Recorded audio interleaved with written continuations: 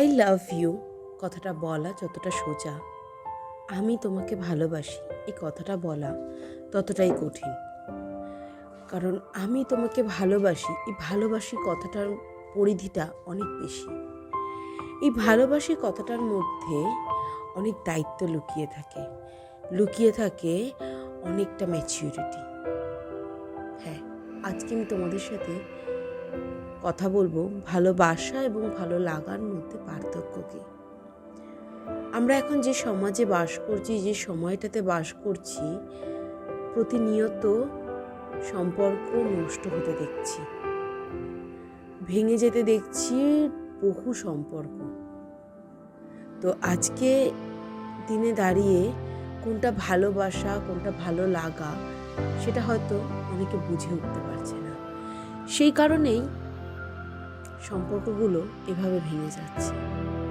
তো আমি তোমাদের সাথে আমার নিজের কিছু ফিলিংস শেয়ার করব, বা নিজের যেটা মনে হয় যে আমার নিজের এতদিনের অভিজ্ঞতায় যেটা মনে হয়, আমি সেটা আমার নিজের ফিলিংসটা শেয়ার করব। তোমাদের কার কার সাথে তোমাদের এই ফিলিংসটাই শেয়ার করলে, তোমাদের কার কার সাথে এই ফিলিংসটা ম্যাচ করছে, তোমরা কিন্তু আমাকে কমেন্টে অবশ্যই জানাবে। আর যদি ভিডিওটা ভালো লেগে থাকে, ভিডিওটাকে লাইক করো। অনুরোধ রইল ভিডিওটা পুরোটা দেখার, স্কিপ না করে। তো চলো জেনে নিই ভালোবাসা এবং ভালো লাগার মধ্যে পার্থক্য। হুমায়ুন আহমেদ বলেছিল, তুমি যখন কাউকে ভালোবাসবে তাকে এক বুক ভালোবাসা দিয়ে ভালোবাসবে। কিন্তু এই এক বুক ভালোবাসাটা কি জিনিস, সেটাই হয়তো কেউ বুঝে উঠতে পারে না। দেখো, ভালো লাগা বিষয়টা আমরা অনেক ছোটবেলা থেকেই বুঝতে পারি। আমরা অনেক ছোটবেলা থেকেই ভালো লাগা বিষয়টাকে নিজেদের মধ্যে আত্মস্থ করে নিতে পারি। যে আমরা কোথাও ঘুরতে গেলাম, বাইরে কোনো দোকানে গেলাম, আমার এটা খেতে ভালো লাগে, আমার ওই জিনিসটা দেখবে আমাদের ছোটোবেলা থেকেই ভীষণ চকচকে জিনিসগুলোর ওপরে চোখ যায়, বা যেটা ভীষণ সুন্দর দেখতে সেটার ওপরেই বেশি নজর যায়। ভীষণ সুন্দর দেখতে, এটা আমাদের ছোটোবেলা বলে না, আমরা বড় হয়েও আজকে যদি তুমি বাগানে যাও, দেখবে বাগানের সব থেকে সুন্দর ফুলটাকেই তুমি তুলে নিয়ে চলে আসবে। কিন্তু সেই একই গাছের একই ফুল, হয়তো ওই ফুলটা কড়ি অবস্থায় রয়েছে বা কড়ি থেকে সবে ফুটেছে, ওই ফুলটাকে যদি তুমি তুলে নিয়ে আসো, তুমি হয়তো ওই ফুলটাকে তুমি দুদিন নিজের কাছে রাখতে পারবে। কিন্তু সেই পুরোপুরি ফুটে যাওয়া সুন্দর দেখতে ফুলটাকে তুমি নিয়ে আসবে, এক বেলার পরে ফুলটা নেতিয়ে পড়বে। তো এটাই হয়, মানে সুন্দর জিনিসের প্রতি না একটা চাহিদা, একটা চোখ, একটা নজর, একটা ভালো লাগা এমনিই তৈরি হয়ে যায় সুন্দর জিনিসের প্রতি। তো অ্যাজ ইউজুয়াল সুন্দর জিনিসের প্রতি যেরকম তোমার আমার চোখ চলে যায়, ভালো লাগা তৈরি হয়, সেরকম ভালো লাগাটাও না, ওই একটা মানুষের প্রতি ভালো লাগাটাও একই রকম। দেখবে অনেক সময় হয়তো ভালো লাগাটা কোনো সুন্দর দেখতে ছেলের প্রতি হলো, শুধু সে সুন্দর দেখতে হলো না, হয়তো তার সুন্দর ব্যবহারের প্রতি তুমি আকৃষ্ট হলে। এটা হচ্ছে সাডেন, তুমি তার ভালো একটা ব্যবহারের প্রতি আকৃষ্ট হলে, বা দিনের পর দিন তার সাথে থাকতে থাকতে, বা তার সাথে গল্প করতে, কথা বলতে বলতে তুমি তার কথার সাথে নিজেকে জড়িয়ে ফেলেছো, তুমি তার ব্যবহারের সাথে নিজেকে জড়িয়ে ফেলেছো। জড়িয়ে ফেলাটাও ওই ভালো লাগার মধ্যেই। কিন্তু ভালোবাসা কথাটার পরিধিটা অনেক বেশি। ভালোবাসা কথাটার মধ্যে অনেকটা ম্যাচিউরিটি থাকে, অনেকটা দায়িত্ব থাকে। ভালোবাসি কথাটা বলাটা এতটা ইজি না। তুমি কিভাবে ভালো লাগাটা থেকে ভালোবেসে ফেলবে সেটাও বুঝতে পারবে না। হ্যাঁ, তার মানে কি যাকে ভালোবাসি তাকে ভালো লাগে না? না, এটা ভুল কথা। ভালো অবশ্যই তাকে প্রথম লাগবে, তার কথা, তার, জানো তো, মানুষের চেহারার প্রেমে পড়লে, চেহারার প্রতি ভালোবাসা জন্মালে, সে ভালোবাসা দুদিনে নষ্ট হয়ে যায়। বাট তার যদি তুমি কথার প্রেমে পড়ো, তার ব্যবহারের প্রেমে পড়ো, তার চাল চলন, হাব ভাব, এইসবের প্রেমে পড়ো, দেখবে সেটাই সারাটা জীবন তোমার এই ভালোবাসাটাকে আগলে রাখবে।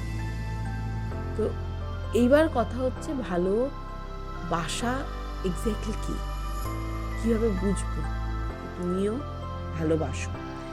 দেখো, ভালোবাসা বিষয়টা এই একদিনের দেখাতে, একদিনের কথাতে, একদিনের কোনো কিছুতেই না ভালোবাসা বিষয়টা আসে না।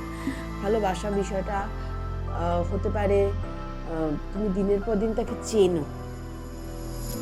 দেখো, রিলেশনশিপেই থাকতে হবে এরকম কোনো বাধ্যবাধকতা কিন্তু কারোর মধ্যেই নেই, কিন্তু তাকে চিনতে হবে, জানতে হবে, তার সাথে খানিকটা সময় কাটাতে হবে। তুমি যদি একেবারেই কোনো সময় না কাটিয়ে তুমি যদি বলো যে না আমি তাকে ভালোবাসি, আমি তাকে চিনি, আমি তাকে জানি, এটা একেবারেই ভুল। ভালোবাসতে গেলে তার সমস্তটা জানতে হবে, তার সবটা জেনে তাকে সেইভাবে আপন করে নিতে হবে। কিছু কিছু মানে সাইকোলজি ফ্যাক্ট এখানে কাজ করে। আমি অবশ্যই সাইকোলজিক্যাল ফ্যাক্টস নিয়ে আমি একটা ভিডিও বানাবো, কিন্তু এখানে ভালোবাসি ব্যাপারটা একটা জায়গায় গিয়েই আটকে যায়। সেটা হচ্ছে কেয়ার, বিশ্বাস, ভরসা।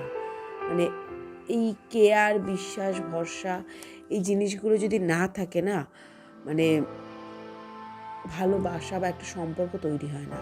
তো একটা সম্পর্ক হঠাৎ করে তৈরি হয়ে গেল মানেই সেটাতে ভালোবাসা আছে, সেটা তো একদমই না।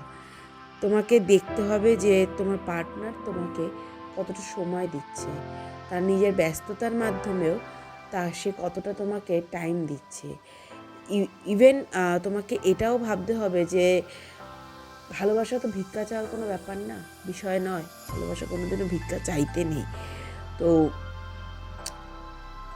নিজেকে নিজে প্যাম্পার অবশ্যই করাটা উচিত। তোমাকে সে কতটা প্যাম্পার করছে এটাও তোমার দেখা উচিত। ইভেন আরও যেটা করা উচিত সেটা হচ্ছে ট্রাস্ট। অবশ্যই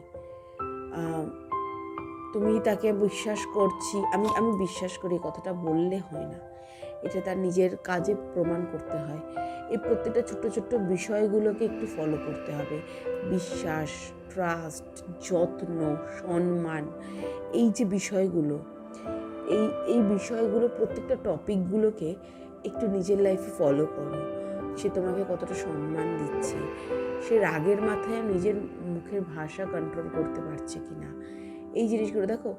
একটা রিলেশনশিপে আসলেই তো সেই রিলেশনশিপটা তোমার যে সারাটা জীবন টিকে যাবে এর কোনো গ্যারান্টি নেই, কিন্তু টিকতে পারে কিনা সেটা বোঝার জন্যে বা সে তোমাকে ভালোবাসে কিনা সেটা বোঝার জন্যে তোমাকে কিছু কিছু পয়েন্ট তো অবশ্যই ফলো করতে হবে।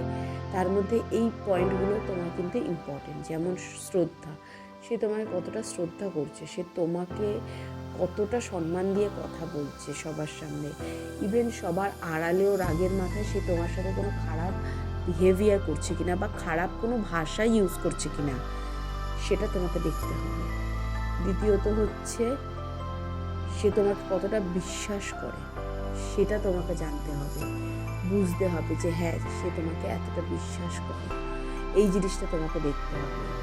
তৃতীয়ত হচ্ছে বিশ্বাস, ভরসা, সম্মান, এগুলো তো গেল।